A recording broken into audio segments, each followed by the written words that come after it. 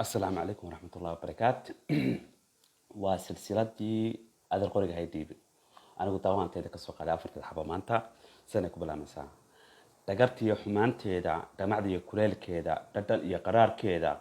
هرا اللي يقصور دونشي هذا القرية هاي ديبين. adoo dhoofshay ubadkaaga dul shisheeye nabadgeeyey waa kuwa wax dhiganaya anigana dhallaankayga waalidkii i dhalay heedhe duuni baan u raadshayo anigaa u dhaqaaqaya iyagaan ka dhimanayaaye adal qoriga hay dhiibin waadigaa dhul kala yeeshay daalashada dal kala haysta waadigaa ka dhigtay xoolo duunyada ka dhisanaya dhiigayga qubanaya daxalkaagu sugi maayo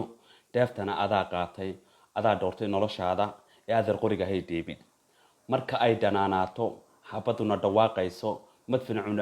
madfucuna dibishiisa dhufaysada ka guranayo dhallaankaad dilaalaysid dhooshaad ka qososhayo dhinac baad u jiiftaayo dhereg baad u hurudaaye adeer qoriga hay dhiibin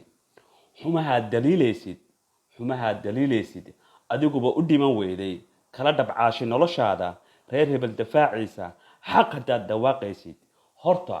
dhimo af maahee baldhufayska ila soo gal maansadan waxay ka hadlaysaa uun bal dhifta ila qaybso okay iyo maxay too de waxaan hore igu dhaceen sugarmaysa dad horaa ku dhintay kuwii hore ku dhintay de qaraarkooda iyo macaankooda anigu maanta waan hayaa oo waxba ku go'ay tan kale ubadkaagii baad dhoofisay dhul kale kuu joogaan anigana waxaad igu leedahay dhimo anigoo subaxi u baxaya xaasi sugaysa ilmo cunto iga sugaya iyo waalid sugarmaysa intaana u baxaya waxaad igu leedahay bal horta adigu dhufayska sii gal sugarmaysa taa markay ka timaado adigu dhulkalaad beelataba dhulkalaad haysataaba dhalasho kalaad haysataaba sugarmaysa laakiin aniga kanaan hurayn ta saddexaad ee ugu muhiimsan waxa weeye mataqaanaa haddaad xaq dhawaaqaysid oo ay run kaa tahay waxa aad aniga igu leedahay xaq bay naga maqan in u dagaalano bal horta adigu iga horey oo dhufayskan ila soo gal dhamaan walba yaan ugu dhimanay